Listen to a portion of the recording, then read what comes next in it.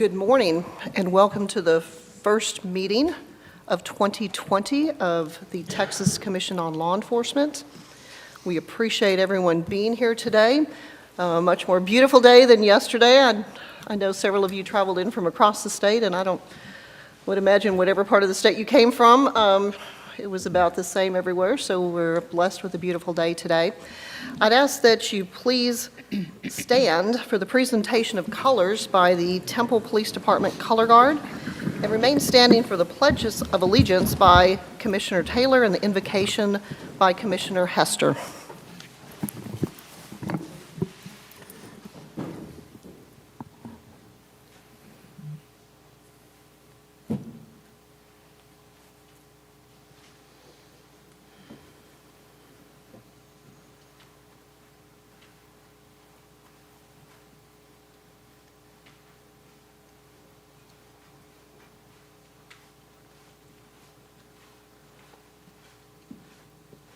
Ready? Hold. Pray. Peace. Post the colors.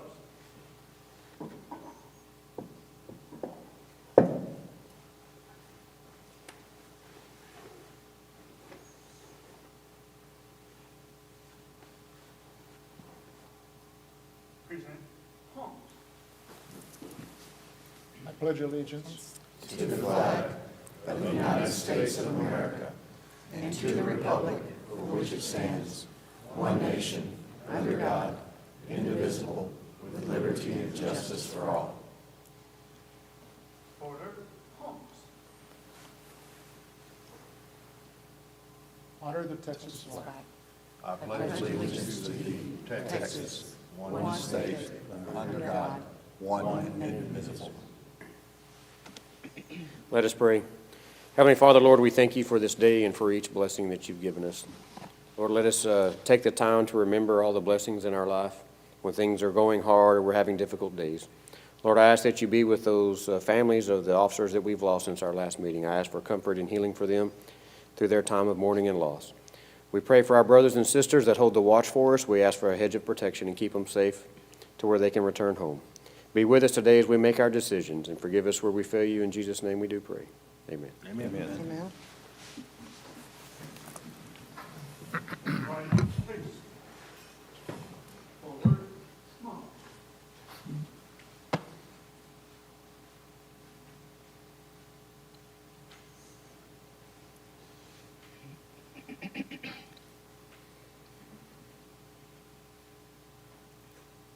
And representing the Temple Police Department today was Detective Kevin Garelick, Cops Officer Marco Maldonado, and Traffic Officer Richard Salter. Would you please help me give them a hand?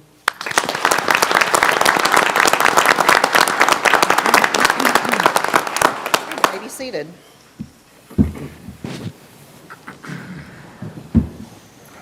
Miss Jackson, would you please call roll?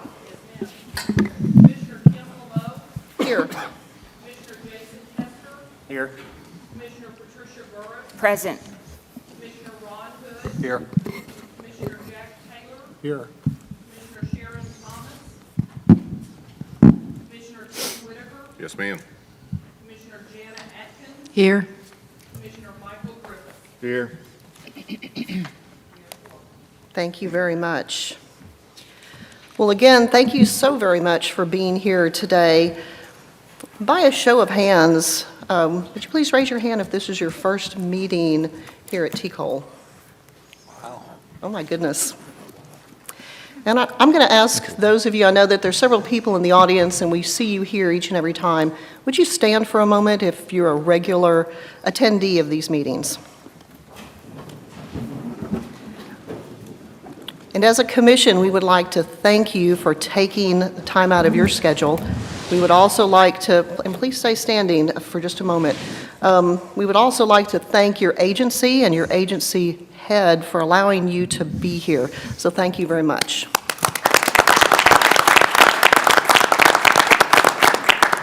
You may be seated. Thank you. We had a strategic planning meeting yesterday, and one of the conversations we had was about communication. And communication is a two-way street. We talked about the ways that TCOL could better engage and communicate with those that we work with and serve. But as I said, communication is a two-way street, so we very much appreciate you being here. There's, as we did our TCOL tour of Texas, which I know the director will speak more about in just a moment, we had a lot of questions and a lot of conversations. And interestingly enough, most of the questions that we received, the information was readily available in some form, either through attending these meetings, attending the tour of Texas, or on the website. So we are going to be really focusing in the next couple of years on ways that we can better communicate, but you being here today is a great first step, and I would challenge each of you to please encourage those that you work with, other agencies, to please attend. And as we do our educational campaign of where the information or what information is available, if you will help us spread that word, we would greatly appreciate it. So thank you very much again for being here. We're going to go to agenda item 2, which is reading of the peace officer and jailer deaths since December 5th, 2019 meeting, and take action to enroll and induct the 2019 names in the Texas Peace Officers Memorial Monument. Director Grigsby. Good morning, Commissioners. First on the list today, and sadly we do have 8 names to read today. It was quite a rough end to 2019 and beginning of 2020. The first is Sergeant Christopher Charles Lewis Brewster, Houston Police Department, end of watch, December 7th, 2019. Sergeant Brewster was shot and killed while responding to a domestic assault. He responded to a 911 call, and the suspect fired upon him as he exited his patrol car. Despite being struck in the chest above his vest, he was able to give dispatchers and other officers a description of his wounds and the subject's direction of travel. He was transported to the hospital where he succumbed to his wounds. Sergeant Brewster had served with the Houston Police Department for 9 years and is survived by his wife, parents, and 3 sisters. Sergeant Kayla Marie Sullivan, Nassau Bay Police Department, end of watch, December 10th, 2019. Sergeant Sullivan was killed when she was intentionally struck by a vehicle while attempting to arrest a wanted subject. Officers had conducted a traffic stop on the man who was wanted on a warrant for domestic assault. When they attempted to place him in custody, he began to resist and was able to re-enter his vehicle. He fatally struck Sergeant Sullivan as he fled the area in the vehicle. Sergeant Sullivan was transported to the hospital where she succumbed to her injuries. Sergeant Sullivan had served with the Nassau Bay Police Department for 16 years and is survived by her wife and son. Deputy Sheriff Brian Charles Pfluger, San Jacinto County Sheriff's Office, end of watch, December 21st, 2019. Deputy Pfluger was killed in a vehicle crash. He was responding to a burglary call and swerved his vehicle to avoid a rear-end collision as he approached. Deputy Pfluger's patrol car clipped the other car and overturned. He was ejected from the vehicle and sustained fatal injuries. Deputy Pfluger was a U.S. Army National Guard veteran, had served with the San Jacinto County Sheriff's Office for 4 years, and is survived by his son, mother, father, sister, and brother. Detective Clifton Martinez, San Antonio ISD Police Department, end of watch, December 21st, 2019. Detective Martinez was intentionally struck and killed by a vehicle after he broke up a fight at an IHOP restaurant. A fight had broken out between several restaurant patrons, and Detective Martinez was attacked by at least 2 people and knocked to the ground. While he was still on the ground, the subjects entered a car and intentionally ran over him, pinning him under the vehicle. They then fled on foot and remain at large. Detective Martinez had served with the San Antonio ISD Police Department for 28 years. Deputy Sheriff Chris Dickerson, Panola County Sheriff's Office, end of watch, December 31st, 2019. Deputy Dickerson was shot and killed while making a traffic stop. During the stop, the driver suddenly exited the vehicle and opened fire with a semi-automatic rifle, shooting Deputy Dickerson 6 times. He was transported to a local hospital where he died a short time later. Deputy Dickerson was a U.S. Army veteran and had served with the Panola County Sheriff's Office for 8 years. He is survived by his wife and 2 daughters. Police Officer Nicholas Reyna, Lubbock Police Department, end of watch January 11th, 2020. Police Officer Nicholas Reyna and Lieutenant Eric Hill of the Lubbock Fire Department were struck and killed by a vehicle while at the scene of a crash. Officers and rescue personnel were at the scene of an earlier single-vehicle rollover crash on the interstate when a second vehicle also crossed the median. As officers then dealt with the second crash, a third vehicle left the travel lanes and struck Officer Reyna, Lieutenant Hill, and a second firefighter. Officer Reyna and Lieutenant Hill both suffered fatal injuries, and the second firefighter was critically injured. Officer Reyna had served with the Lubbock Police Department for 1 year. Police Officer Alan McCollum, Corpus Christi Police Department, end of watch January 31st, 2020. Police Officer Alan McCollum was struck and killed by a drunk driver while conducting a traffic stop. He and 2 other officers were on the scene of the stop when another vehicle struck one of the patrol cars, then struck him and a second officer. Officer McCollum suffered fatal injuries, and the other officer suffered non-life-threatening injuries. Officer McCollum was a U.S. Army veteran and a recipient of the Bronze Star. He had served with the Corpus Christi Police Department for nearly 7 years and is survived by his wife and 3 children. And finally, Deputy Sheriff Richard Edward Whitten, Liberty County Sheriff's Office, end of watch February 3rd, 2020.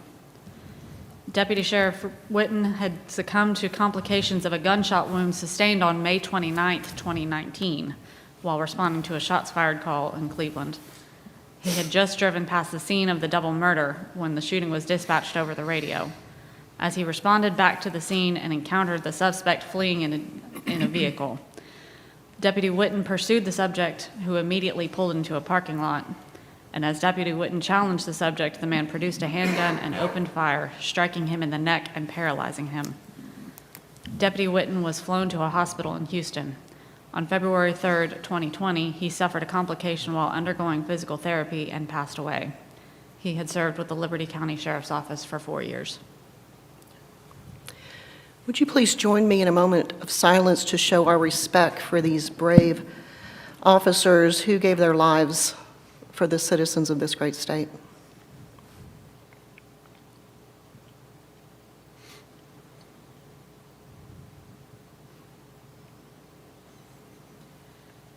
Thank you. We're going to move to agenda item number 3, which is the approval of the minutes from the December 5th, 2019 quarterly commission meeting here in Austin, Texas. Do I have a motion? I move to approve the meetings of the December 5th, 2019 quarterly commission meeting. And a second? I second it. Okay, we have a motion and a second. All those in favor, say aye. Aye. Any opposed, same sign. Okay, motion carries. Agenda item number 4 is the election of Assistant Presiding Officer and Secretary to comply with Chapter 1701.055B of the Texas Occupations Code. Do I have nominations for the Assistant Presiding Officer? Chief, I'd like to nominate Jason Hester. Any other nominations? All those in favor say aye. Aye. Any opposed? Okay. Motion carries. Congratulations. Thank you. Do we have nominations for the Secretary? I make a nomination for Patricia Burrows. Any other nominations? Discussion? Okay. All those in favor say aye. Aye. Any opposed? Okay. Congratulations. We are going to go to agenda item number 5, which are the reports from the Executive Director and his staff. Director Vickers. Thank you, Madam Presiding Officer. I have to tell you, I don't know, this morning struck me kind of hard. I've been an officer over 40 years, and I can never get used to hearing stories of officers killed in the line of duty. You'll have in your packet the normal documents that we provide for you, your budget status, criminal misconduct quarterly report will be in there. A couple things that I want to talk to you about, and we talked about this a little bit in strategic planning yesterday, but I wanted to make sure and talk about it here in this open meeting with everybody here. We just had our tour of Texas. I want to personally thank everybody that came out to give us feedback. The whole idea of the Tour of Texas is to allow us to have dialogue with our stakeholders out in the state and to try to work with them to open up communication better and find out ways that we can help them and do things better than we have been and make sure that we're continue doing good things, that we are doing well. We held 7 meetings. We had Abilene, Amarillo, Odessa, the Woodlands, McAllen, Waco, and Euless, Texas. A meeting at each of those locations. We had a total of 437 people attend those meetings, which I'm very happy to report, and a good number of people we were able to have dialogue with. And I think that the discussions that went back and forth and the items we talked about truly helped prepare us for the strategic planning meeting we had yesterday. But once again, it's very gratifying to have people being willing to come out and talk to us. And we always want to have communications with people around the state that deal with us on a daily or regular basis.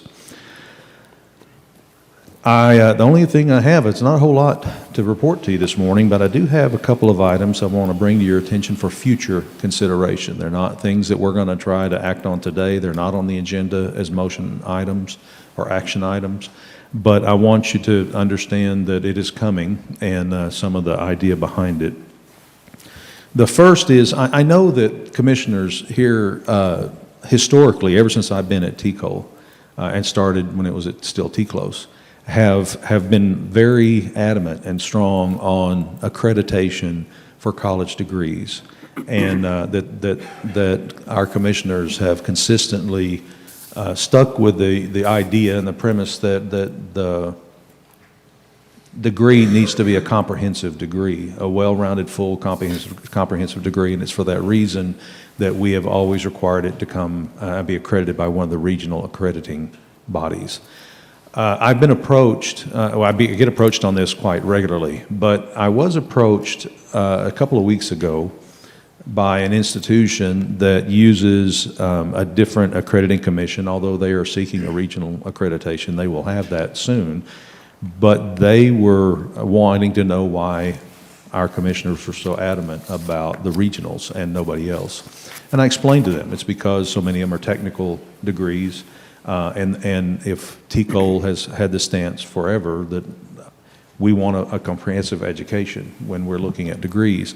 And they said, well, this other accrediting commission was as strenuous an accreditation process as the regionals, and does require a comprehensive degree, and in some ways had more requirements to it than the regionals do. So they sent me about a lot of information, and I have been studying that information and reading about it, and it turns out that I believe they're accurate on that this other accrediting body does require every bit as much as the regionals, if not a little bit more in some areas. And so I think what you quite possibly will see next meeting is something on the agenda for y'all to look at this other accrediting body, to potentially actually add another one to the ones that we accept. I think that unless I find something in the rest of the information that I've been reading that says something different, I believe I believe this will be pretty equivalent to the accreditation that has to be made through the regionals. And so I just want to prepare you for that so it doesn't catch you by surprise. That is being looked at, and that we will probably bring that to you next meeting as an actionable item, what to decide one way or the other. The other thing, we've had multiple people request something from us. I had it requested before the Tour of Texas meetings, but then during Tour of Texas it came up 2 or 3 times there as well. Especially our officers that have been working a long time. If you want to say it, old Texas, West Texas vernacular, us old folk, okay, that have been around, the old dinosaurs been around a while. They want to see some sort of TCOL certificate that recognizes a long-served career. The ones that were asking me about it were at least 35 to 40-year officers and licensees, and they are really interested in having something that when they retire, they can put on their wall that says they served honorably as a law enforcement officer for this long duration of time. As I mentioned earlier, I've been doing this almost 40 years. I have to admit, this kind of appealed to me as well. And so we're going to be looking at potentially doing that in one process or another and bringing that to you for approval. Multiple people have asked for it. I find it fairly innocuous as far as I don't think it's going to cause any problems for the commission or for agencies. And we're talking about a couple different ideas on that, about saying, okay, it has to be this duration before you get one, or even creating a series of service certificates. Like when I was working with Abilene Police Department, if you stayed 20 years, you got a certificate. You stayed 25 years, you could get a certificate, and so on. And having it actually build up to your final one, which could reflect a long and honorable career. So that would not take a whole lot of action from you. Most of the work is going to be on us on that, but what it would mean is we would add it to the fee schedule and to the paperwork that has to be done there, which is a minor approval, but it does have to be approved through the commission. So we will pin that down and finalize it a little bit and bring to you in the next meeting a proposal for exactly how we feel like the best way to serve that would be, and at that time see if y'all are interested in approving that. I'm going to go ahead and ask, before we put work into that and doing it, Madam Presiding Officer, if I could get a feel from the commission if that's something you want us to move forward with. If you feel like it's not, then there's no reason for us to spend time trying to develop that program. But if it is something, if you feel like that's worthwhile for us to do, I would be happy to move forward to that. But I would like to get a feedback from the commission on what's something you want us to pursue. Okay, let's do a show of hands if you have an interest in moving forward. Okay, thank you very much. And that concludes my report. I'm here for any questions that you may have or any other way that I might help you, but that's all I have to offer to you so far this morning. Any questions for Director Vickers? We'll move on to the Enforcement and Special Services report from Director Antu. Good morning. Couple things. We've had 3 new training providers approved since our last meeting. We have now, as enforcement, taken over the non-compliance. It's been passed over from credentialing, and they are working through just over 800 cases. A lot of them are being resolved because the individuals are taking the training, and we're not looking at too many folks that are opting for the suspension, which is good. And probably the biggest thing that people have been looking forward to, and that I have been asked and bruised and beat up about at every tour of Texas, is yes, my TCOL is back up and running. The learning management system that is in there is in the process of being upgraded. And now with the integration of TCLEDs and my TCOL, we are working on code to get the one-stop shop where you can see what you need for your certificate and what you need for your compliance for the unit per your appointment. That's a little hurdle we have, because if your appointment changes, your compliance stuff will change, but we're going to work through that. So that's what we've got there, and we are working to get the purchasing back onto the MyTCO, where you can purchase your certificate and your ID cards. We have felt it because it's not available there. We're working through it, and we're going to make the funds up elsewhere. But since folks haven't been able to purchase them online, there has been a decrease in that fund source. Other than that, short and sweet, I'm just glad the MyTCO's back, and hopefully the calls will lessen. But I'm here for any questions or comments. Madam Chair. Director, so I think it's important for everyone that's here, and I know we've put out some bulletins and information, but if you just make sure I'm correct, even if you had an account in the past, that account is dead, it does not recognize your previous email address, login credentials, or any of that other stuff, so everyone will have to create a new account every single time, not every single time, but for this, to get this one set up. Correct. We did not use any of the data from the old system as we wanted to make it new. So you will have to create a new account, and you will be required to put your PID number in every time you log in. I've heard some folks say, great, now I got to remember it, but it's just another security step in getting that system going. Well, it's good to have 3 identifiers instead of 2 to verify who you are. Yes, absolutely. And so the other thing too, to point out to folks too, is the importance of not using an agency email account. So that if you go from one agency to the next, you're not going to have access to that old email account to reset your passwords and other things like that, so. Yes, we've added language to the login page, preferred, use a personal email because of that situation there. We found a lot of people that have done that, so good to go with our messages, but yes, definitely use a personal email because the biggest problem is whenever people do leave, they call us, we have to go through the service process, and there are only 2 people that are taking those service calls, so a personal email will definitely help. We are working towards, we're collecting cell phone numbers or phone numbers as they log in. In the future, we are going to have the password reset capabilities through text messaging, so. Are you looking at doing any authentication through that as well? Yes. Okay. Yes. For login authentication? For the login, you would have to, once you log in, just like on other platforms, you would get a code through your text message, and then have to enter that code, and once it's verified, then you're good to go. That's good. It's just making sure, the more of those things that we have, the less chance we have of somebody getting into the database and having access to that PII that we don't need out there. Correct. So this may be a question also for Director Vickers, but given the reduction in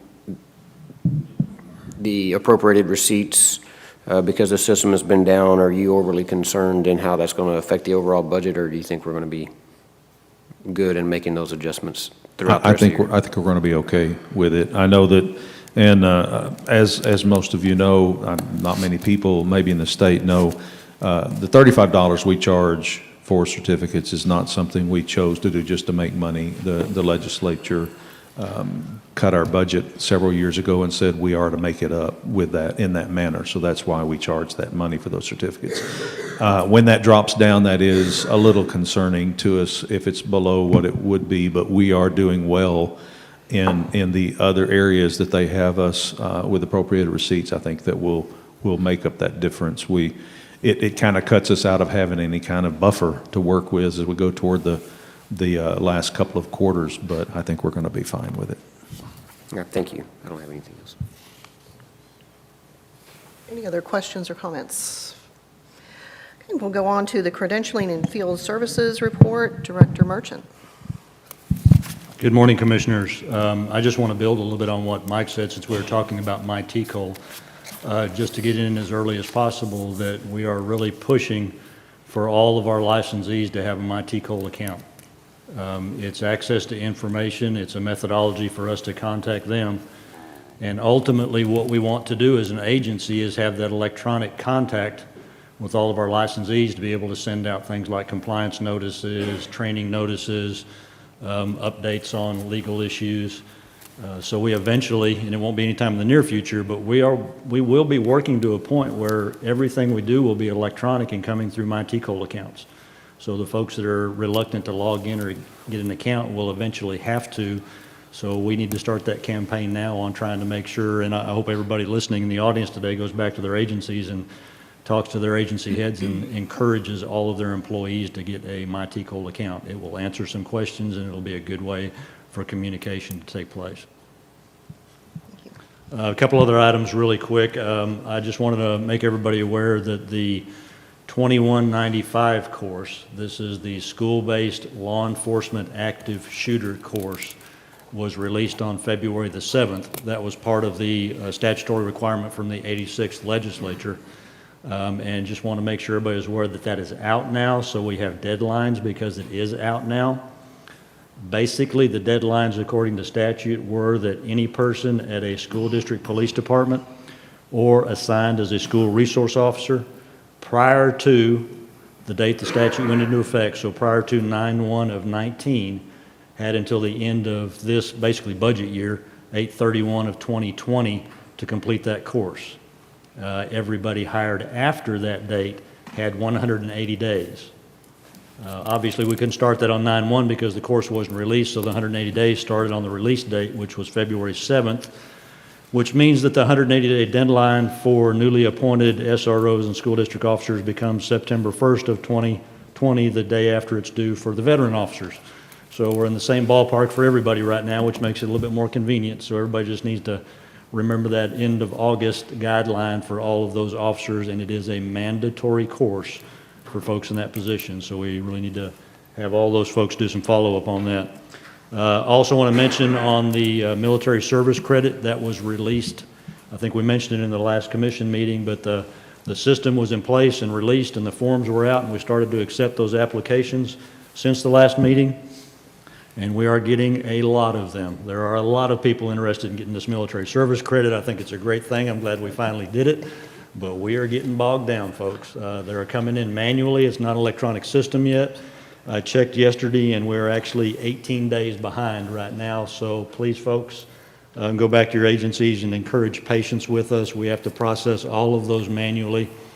About 3/4 of them have the math improperly done by the applicant, so we have to redo everybody's arithmetic to arrive at our totals, but we are getting them done. And as soon as they start slowing down on coming in a little bit, we'll be able to catch up with the load and maintain them on a much more efficient fashion. The last thing I want to mention also has to do with the non-compliance issue. The civilian interaction training program that was due January 1st of this year for all officers, with very few exceptions for certain special designations within the state. Those notices have gone out. We are now working on the folks who are actually non-compliant. So our next round of notices out to agencies are the folks who are in violation and who will, unless they can come up with a reasonable reason for us to issue a waiver, will be receiving at least written reprimands and the possibility of suspension if they don't complete the course. The disappointing part about that is Mike mentioned in the last training unit, which is a big training, we ended up with only about 800 plus people that we had enforcement cases on. Out of this single course, we now have 1,482 non-compliant officers statewide, so considerably more than even a training unit are non-compliant on this course. And we're just talking active people here, not the inactive folks. This is just inactive folks, or excuse me, active folks, so we'll be transferring this number to enforcement shortly for follow-up. So once again, just to stress, for all you folks here that have any concerns about the non-compliance I'm talking about, please go to the licensee training mandate guide on our website. All of the mandates are listed there. Who the mandates apply to are all listed. The due dates are all listed. It should be your Bible when it comes to mandatory courses and not falling into that non-compliant status. Thank you. Any questions from the commissioners? I have a few. Yes, sir. On the non-compliance, I'm assuming the agency executives or the training coordinators, can they run that in TCLEDS Plus to figure out who's? There are reports in TCLEDS Plus, which a combination of reports will get them most of this information. We are looking for a better, easier way to have reports that will make that information more readily available. But we also have to remember, we want agencies to assist in every way they can. An agency has to be involved. This is a licensee issue, and it boils down to the licensee. The license belongs to the licensee, and ultimately it's their responsibility. We sure appreciate everybody's help, but this is the individuals who have to stand up and do this right. Absolutely. And I know we've been pushing this since the statute came out. I mean, it's went out multiple times, so it's a little disappointing to hear that there's still 1,400, give or take, that haven't taken the class. I want to go back to the military processing. Yes, sir. You're 18 days, so you're processing things that were received 18 days ago? Yes, sir. So how long does it take you to process an app? depending on whether it's correct or not, we have to review the information, the documentation that they've provided that verifies their military service. Then we have to go back and do the mathematical conversion from years, months, days to hours and verify that. Then we have to go in and do computer entry to enter all that data. Then we have to go back and see if any certificates have issued because of that change in that data. So it's a multi-step process that could take 10 minutes. If it's very straightforward and doesn't award any certificates, it could take Do you have an 20 minutes average? or longer. Are you tracking an average on how long that's taken or anything? No, we haven't been right now. No, Okay. sir. And how many staff do you have assigned to work through that? We have one person assigned to it because of the variety of applications that are already being processed by our staff, but everybody else, as they have a few free minutes. Pitching in. And if they're not on the telephone with the customer, are coming over and grabbing a day's worth off of the stack. My credentialing staff, and I have to compliment them, and Lisa, who is here today, who is my credentialing manager, they are doing a fantastic job with keeping up with this. But I just want to let people know the reality, because we're having a lot of impatient people that are calling on this particular. Yeah, so I wanted to highlight that, you know, as everybody knows, this is an additional thing that was taken on by staff, and staff agreed to, and kudos to executive leadership to say, hey, this is the right thing to do, let's go ahead and get this thing going, even before it's automated. So as with everything else, it's labor intensive, so I was wanting to highlight that for the benefit of everyone, to give a little patience as the staff work through that, and pass along my appreciation to staff for taking care of that. So thank you. I don't have any other questions. And as you noted, it will be automated in the future, just like the college credit is right now, but we didn't want to wait until that date to start awarding that service credit, so we went ahead and started the manual system. Absolutely. Thank you. Any other questions or comments? Okay, we'll go on to the Government Relations Report. Director Grigsby. Good morning again, Commissioners.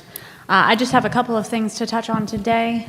First, the next major event that we have this year will be the Peace Officers Memorial Candlelight Vigil and Ceremony that we would, of course, love for each and every one of you, both here and listening, to be there for. That will take place the evening of May 3rd, which is a Sunday. That'll be the Candlelight Vigil.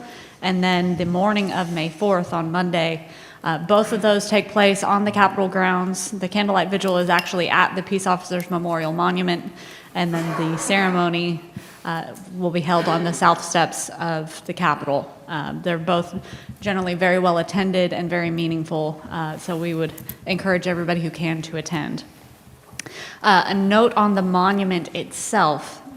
There have been, of course, a number of names added to that monument over the years, and it is running out of room for new names. So the Peace Officers Memorial Ceremony Committee that was established in statute back in 2017 has been working together to look at options for how we move forward on that.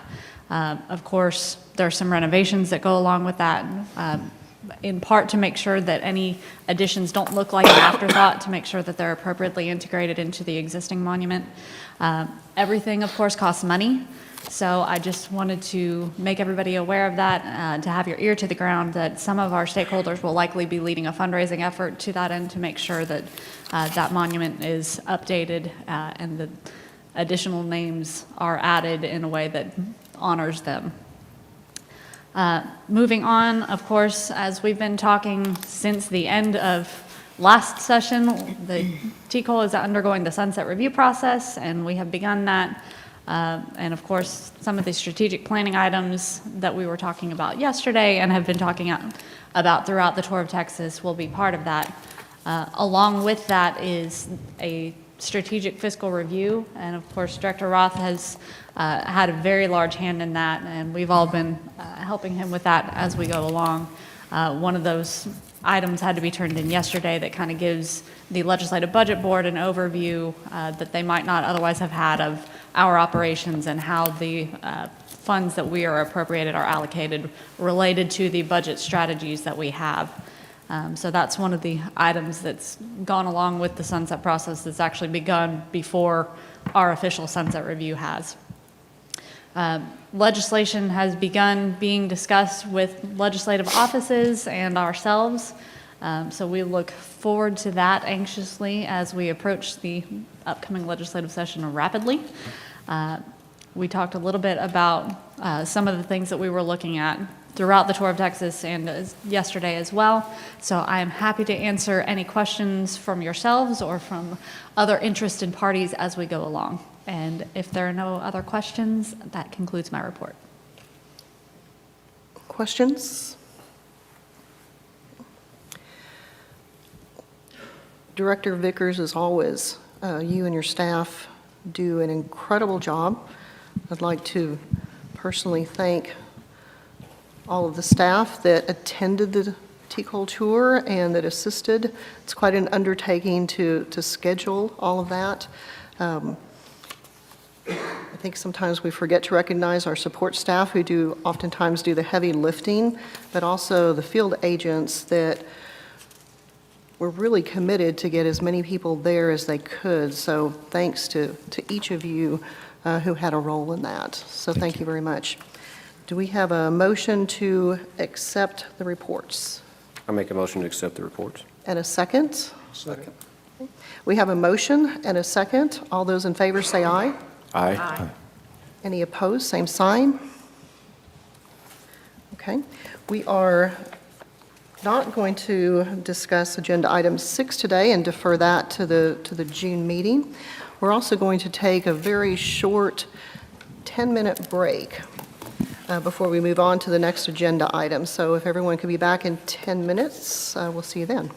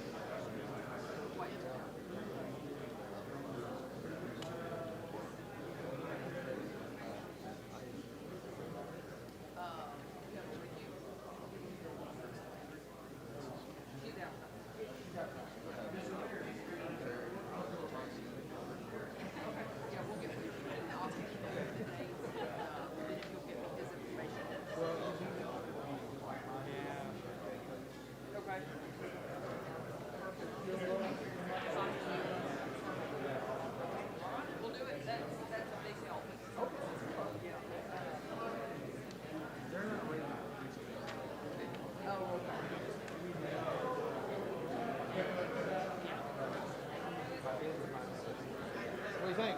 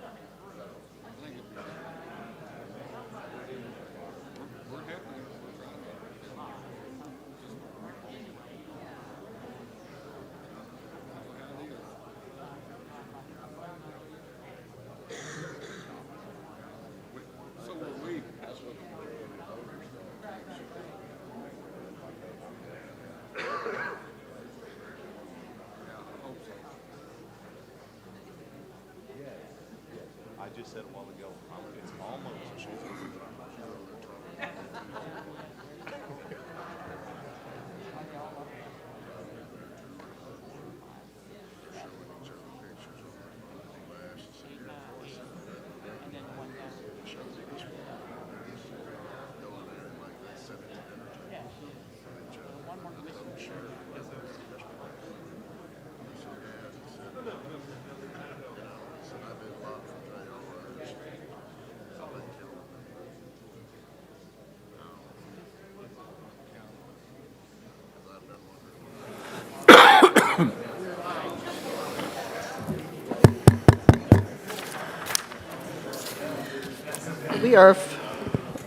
We are officially back from break.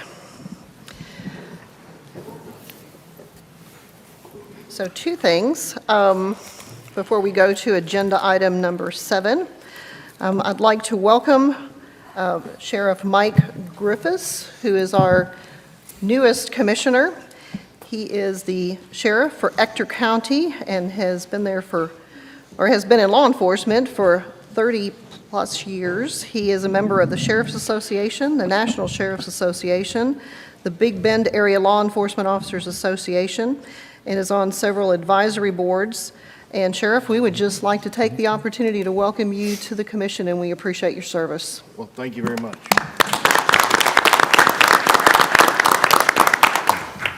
We changed up the agenda a little bit, so I'm going to have to go back to agenda item number 2 and ask for a motion to induct the names of the officers. So do I have a motion? I make a motion to enroll and induct Sergeant Christopher Brewster, Sergeant Kalia Sullivan, Deputy Sheriff Brian Pfluger, Detective Clifton Martinez, Deputy Sheriff Chris Dickerson into the Texas Peace Officer Memorial Monument. Do I have a second?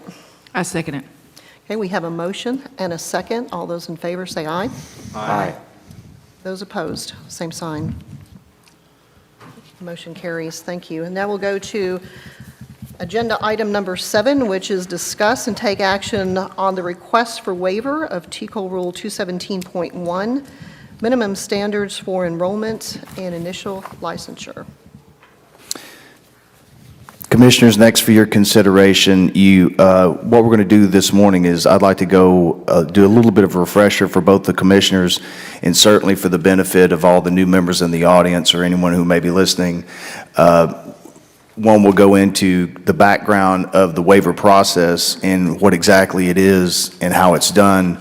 And two, to demonstrate we've probably had the first circumstance under which a certain provision under that waiver rule has ever at least had a request for. So what I'll do is give by way of brief background, several years ago, the commission passed Rule 21130, which deals with waiver for Class A and B misdemeanors.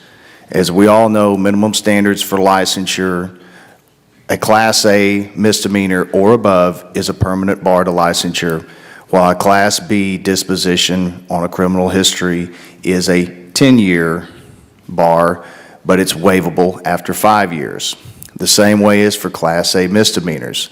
Previously, prior to this rule being amended, Class A's were not eligible for waiver, only Class B's.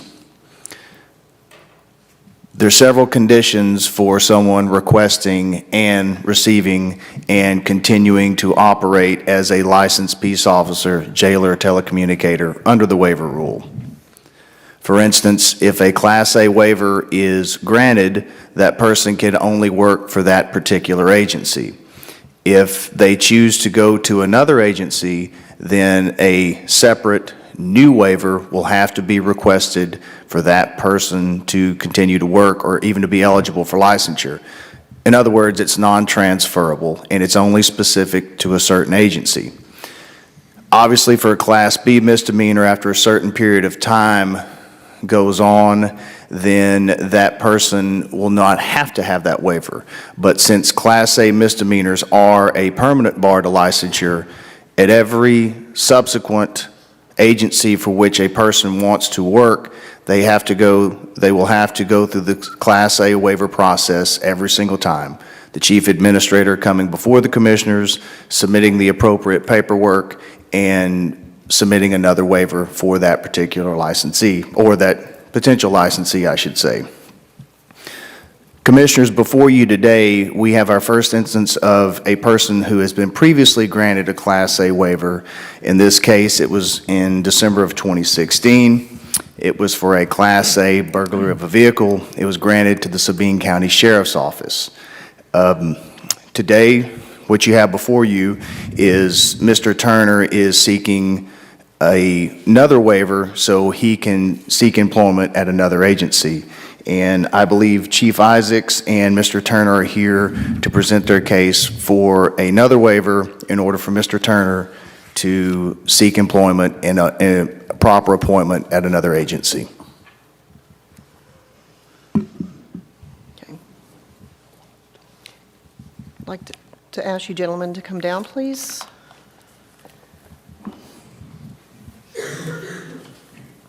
First of all, thank you very much for being here today. We appreciate it. Chief, do you have any thoughts or comments that you would like to make? Well, I'm sitting here on behalf of, obviously, myself and the City of Pineland's mayor, city administrator, and council members. And we are all aware of the circumstances involving the Class A misdemeanor that Mr. Turner had in 1997. I've had the opportunity of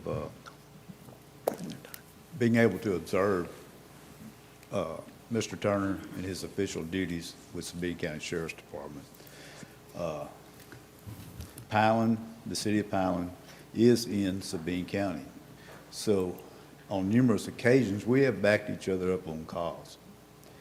I have been able to witness the type of deputy that he has been for Sabine County Sheriff's Department. And he's one of the finest deputies that I've seen. His level of professionalism is something that I think that a lot of others would do them a lot of good to model themselves after him. His decision-making process is outstanding. he made a mistake when he was 17 years old. But unlike a lot of people that make mistakes at an early age, he has decided to turn his life around and try to make a positive difference in others. I've seen that myself in him. Yeah, he plays a big role in the church that he goes to, heavily involved in the youth. And we would definitely love to have him in the city of Pineland. Any questions for the chief? Thank you, sir. Mr. Turner, I'm sorry. Madam Chair, well, I do have a question. I don't know whether to ask the chief or ask, I'm not on here. Yeah, you're on. Am I on? Okay. The decision to go from Sabine to Pinewood, or Pineland, can you explain that? Are you just wanting to change jobs? Are you?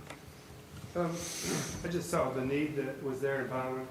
There are short officers there, and like Mr. Kenny said, I've gotten to work with him and got a good relationship with him, and wanted to come on board and help fill that need there in Pineland. So just a need there in Pineland? Yes, ma'am. Chief, how many officers do you have? It's currently myself and one other officer. I actually retired and managed to stay in retirement for about 11 months. And the city of Pineland went for almost a 2-month period without having anyone. The city administrator came to me and asked me if I would consider coming back part-time. Initially, I said no because I was really enjoying my recliner and remote control. But I did give it some consideration along with my wife, and we discussed it. And Pineland needed someone, so I had previously been chief in Pineland, so I knew the process, and I knew that it would be hard for the city to hire an officer without a chief. So I agreed to go back on a part-time basis. Well, thank you for your service. Mr. Turner, we would enjoy hearing from you if you could talk a little bit about back when you were 17, just very briefly. Yes, ma'am. 17, 1997, just young kid, out with some friends and made a bad decision. We took a gym bag that a buddy thought was going to be full of something, and it was actually just gym clothes. And and we got in trouble, got caught by the police. They took us in, and from that day, when I got in trouble, I made a promise to my mom that I'd never sit in there again, and I turned my life completely around. So. Okay. Madam Chair, so you have been an officer for 4 years? Yes, ma'am. Right? Going on 4 years. Okay. And Chief, I'm just trying to clarify, you said you worked alongside of him, but you mentioned you retired. When did you retire? I actually retired December 26th of 2018. Oh, okay. I've been back with the department since November 19th. Okay, because you mentioned you worked with him a bunch on his... Right. Okay. But prior to my retiring, I worked with him for about 2 years on the street. Okay. And I appreciate you letting us know some of his attributes. I noticed in the letter that was written, it was exactly the same exact letter that the sheriff wrote in 2016. So I really didn't see anything there that said he's doing well since 2016 when he did receive the waiver. So that was my issue. I didn't have anything to really tell me that he's been a good officer since 2016, because it said exactly what the other sheriff said. So I do appreciate you sharing your experience there. Well, I have some discussion to have related to this, but I don't need to ask any questions of these individuals. I just want to talk about the role a little bit. Any other questions? Okay. Thank you very much, gentlemen. Discussion? If I might, before you start, I want to tell you, kind of in response to Commissioner Atkins, when this came across my desk, I looked at it, I noticed the same thing you did, and I looked for something in there that said, well, how has he performed in the time that he's been with Sabine County? And there was nothing there. And so I wasn't going to pass it on to y'all without having some indication there. So I called the sheriff and spent probably 20 or 30 minutes on the phone with the sheriff talking about this. And the sheriff,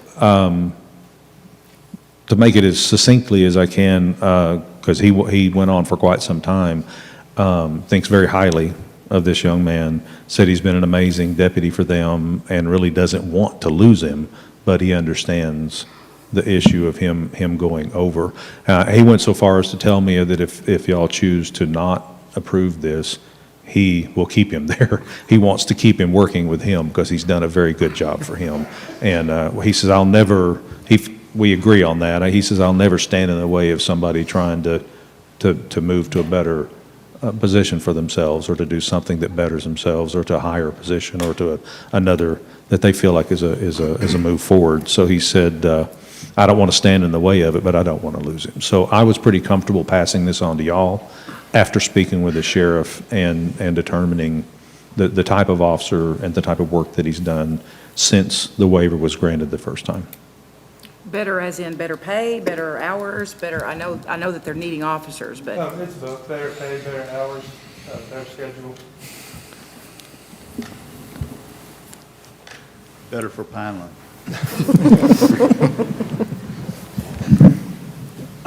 Discussion? Well, I don't want to make them stay standing up here, so. Yes, you can. Thank you. Okay, so I definitely had the concerns that Commissioner Atkins have as I started reviewing all the documents in the packet, which probably for us would have been helpful, executive staff, if we had that information, and then we wouldn't have had all these questions leading up to today. But apart from that, really, my questions, concerns are related to the actual statute that we have. 211. Capital C, capital F. Really? Mike, no. Just no. Sorry, it's an inside joke. Mike's answer to everything seems to be no. So, okay, so 211.30, right, which is our waiver statute for the Class A's and Class B's.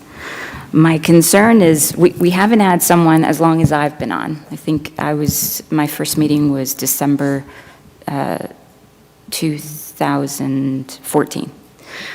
So we've not had this in my tenure on the commission, that someone has come back to reapply for a waiver. Now my concern is the commission at that point reviewed everything, talked to the individual, talked to the chief, and made the determination that a waiver was appropriate in this case.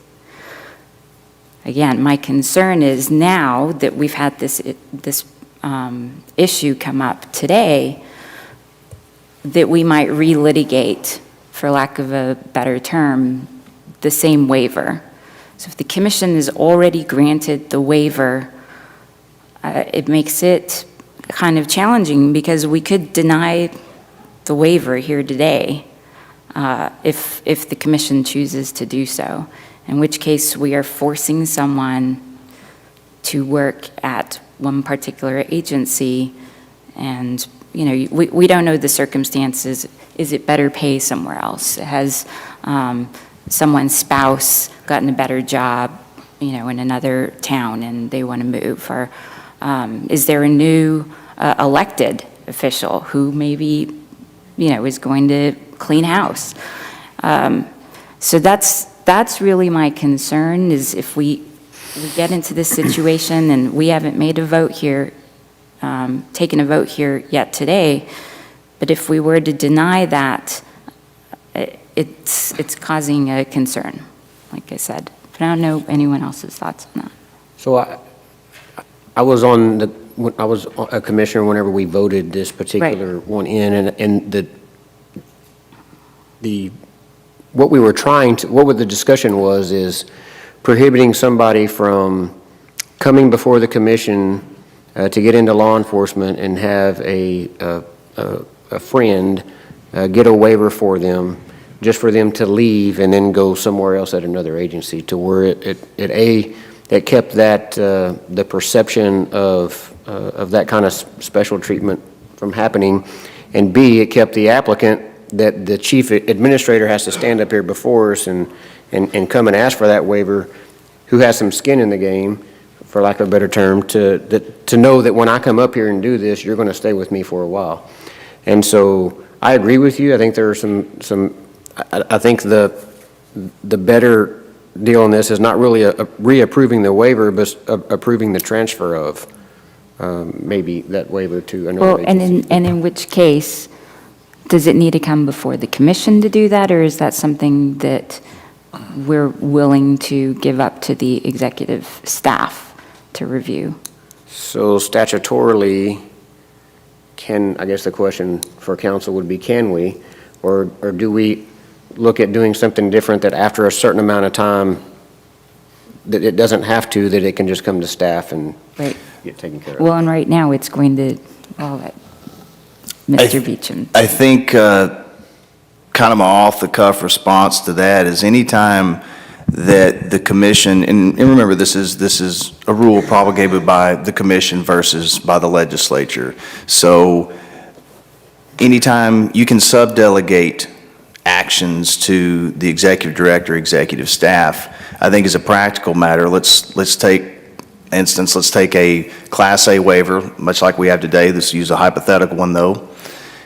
They want to move to a different department. If I think procedurally, to cover the concerns that you are bringing up, and also so in order to, I think, address those concerns, hypothetically, the executive staff could review, have a panel, much like we do in formal conferences, review the Class A waiver transfer request, and if it's approved, it comes to the commissioners as a item of interest or for information only item, so you know exactly what's happened. That keeps you updated.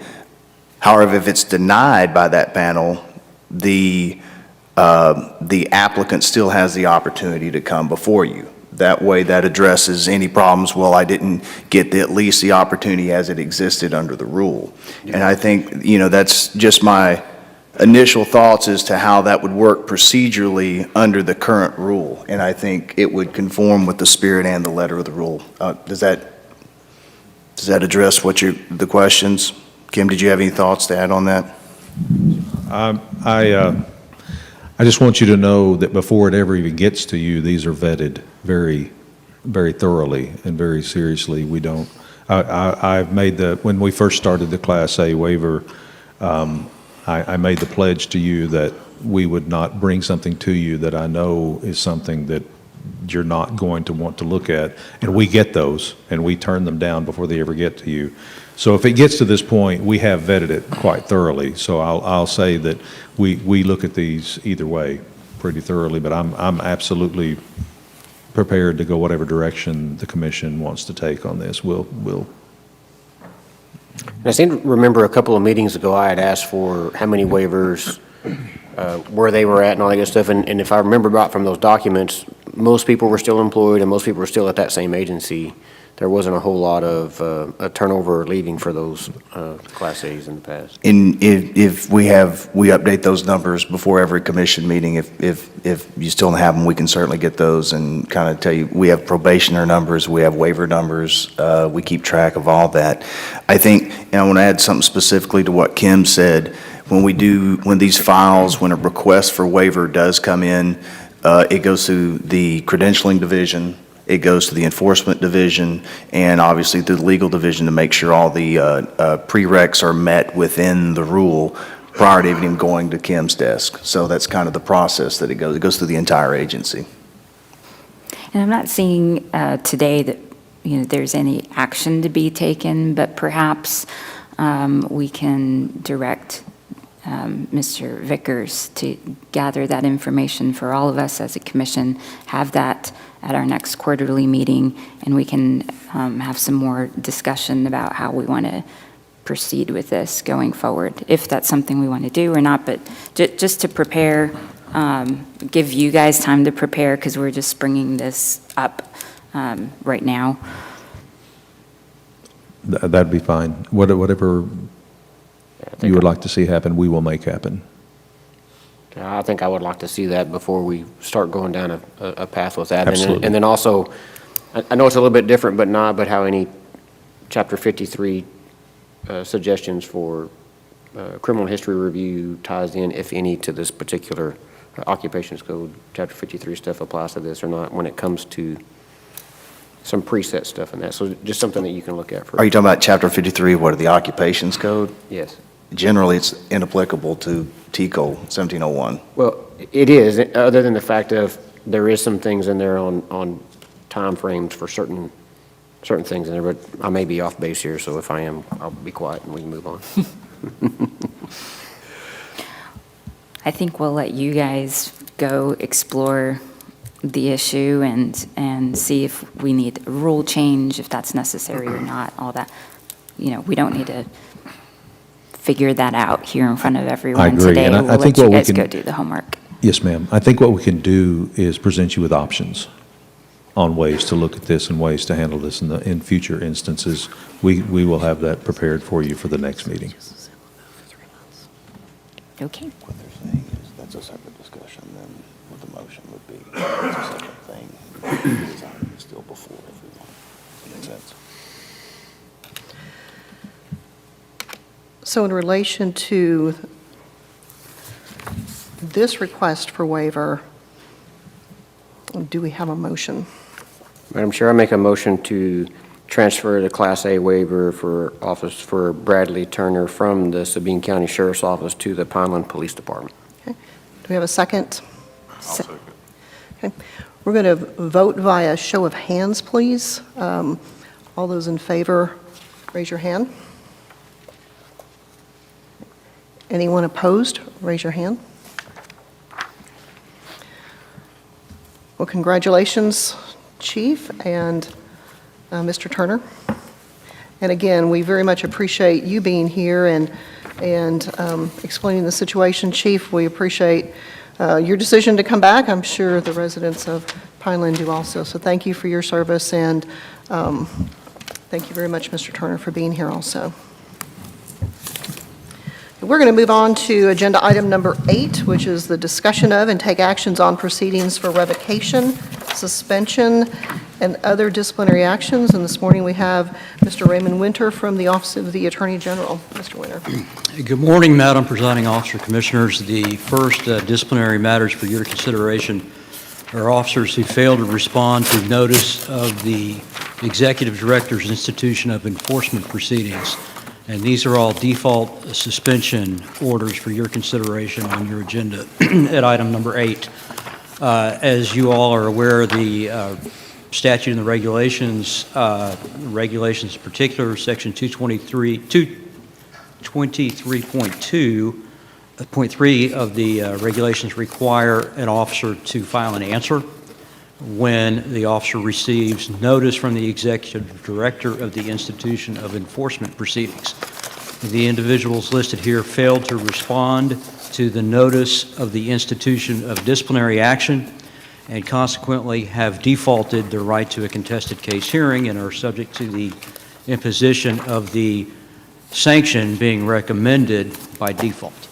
So these are all default suspension orders that the Executive Director recommends that the Commission enter in the matters of Elijah Casas, Jose M. Marin Jr., Tawana R. Ray, Jonathan Sanchez Hernandez, Marcus V. Solis, Diana S. Thomason, Cynthia Venegas, Brandon A. Weaver, and Timothy L. Zunt. There is backup information in your agenda materials about the individual conduct giving rise to the institution of these disciplinary proceedings if you have any questions. Commissioner Hester. I move that the Commission accept and adopt the default final order to suspend the license as read by Mr. Winter. Second. We have a motion and a second. All those in favor say aye. Aye. Any opposed, same sign. Motion carries. Mr. Winter? Commissioners, the way the enforcement process works out as a refresher, when an officer does respond and secures the right to a contested case hearing on the imposition of the disciplinary proceedings, from time to time the officer will enter into negotiations with representatives of the executive director's staff to see if an agreement can be reached. So the next two items on your agenda concern matters where there has been a negotiation, actually an agreement by, in this case, these are agreed suspensions, where the officer just agreed to the sanction being recommended by the executive director, has signed the waiver of the contested case hearing, and has agreed to the imposition of orders suspending the licenses. The two matters are Callie A. Kellum and Holly J. Wilson, with agreed suspension orders. Commissioner Hester? I move that the commission accept and enter the final agreed suspension waiver for Callie Kellum and Holly Wilson. Do we have a second? Second. We have a motion and a second. All those in favor say aye. Aye. Any opposed, same sign. Motion carries. Mr. Winter? Commissioners, the next two individuals were similar to the very first that we took up, which were the default suspension. These are default revocation orders. Jesse Garza and Ryan X. Witherspoon failed to respond to the notice of the imposition of the disciplinary matter and have forfeited and defaulted on their right to a contested case hearing. The executive director recommends entry, therefore, of default orders revoking their licenses. Commissioner Hester? I move that the commission enter a default final order to revoke the licenses of Jesse Garza and Ryan Witherspoon. Second. We have a motion and a second. All those in favor say aye. Aye. Any opposed, same sign. Motion carries. Mr. Winter? Commissioners, the next item in the matter of Alexander J. Martinez is an agreed revocation waiver, where the officer agreed to the proposal, the relief being requested by the executive director, which was revocation of the license. And we recommend entry of that agreed revocation order. Commissioner Hester? I move that the commission accept and enter the final agreed revocation waiver for Alexander Martinez. Second. We have a motion and a second. All those in favor say aye. Aye. Any opposed, same sign. Motion carries. Mr. Winter? Commissioners, the next two individuals, Jason Z. Richardson and Daniel L. San Miguel, have agreed to orders that would impose terms of suspension, and we recommend entry and approval of those agreed suspension orders. Commissioner Hester? I move that the commission accept and enter the final agreed suspension order for Jason Richardson and Daniel San Miguel. Second. We have a motion and a second. All those in favor say aye. Aye. Any opposed, same sign. Motion carries. Mr. Winter? Commissioners, the remaining items on the disciplinary part of the agenda are for your information only. I can briefly go through these categories. The first are the statutory revocations. These officers all committed felony offenses giving rise to statutory summary revocation of their licenses without the opportunity for a contested case hearing. It's by operation of law, and they are all listed there, but no action is required. It's for your information only. The statutory suspension individual received a deferred adjudication for a felony offense as opposed to a conviction, giving rise to a statutory suspension by operation of law. Following that are permanent surrenders. As I think everyone knows, from time to time, a prosecuting authority may negotiate with a licensee who is subject to criminal proceedings as part of a plea agreement that officer may surrender his or her peace officer license or jailer license for either a permanent time frame or for a period of time, a term surrender. So these are permanent surrenders of peace officer and jailer licenses which have been accepted by the executive director and are listed here for your information only. Following that are a list of officers who received reprimands issued by the executive director for failing to comply with legislatively mandated continuing education requirements.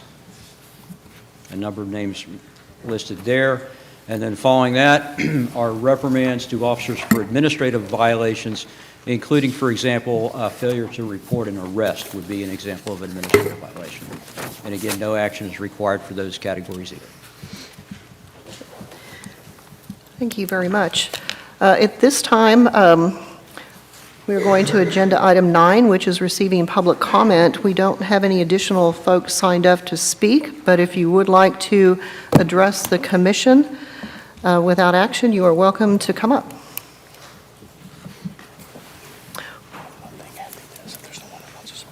Okay.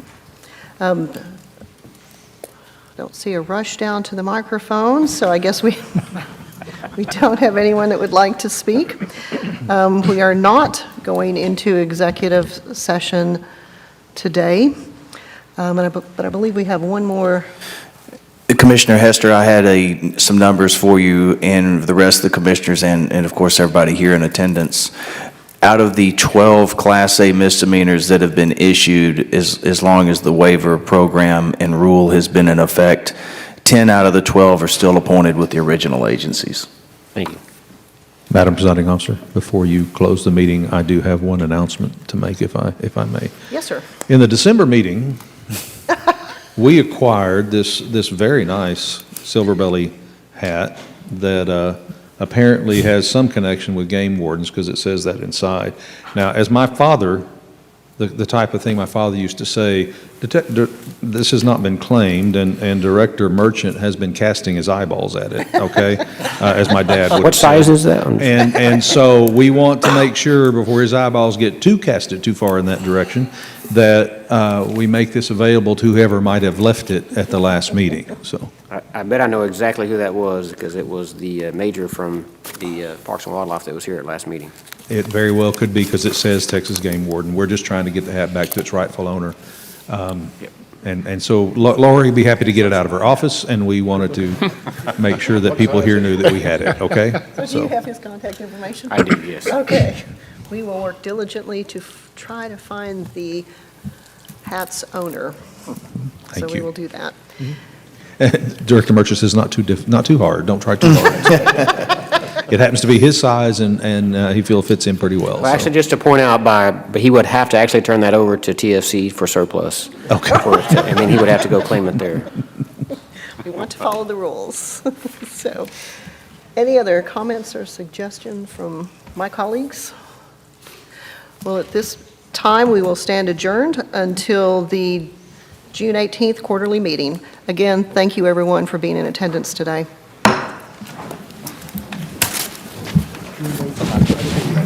But change the weather. It'll get smoother. She undid.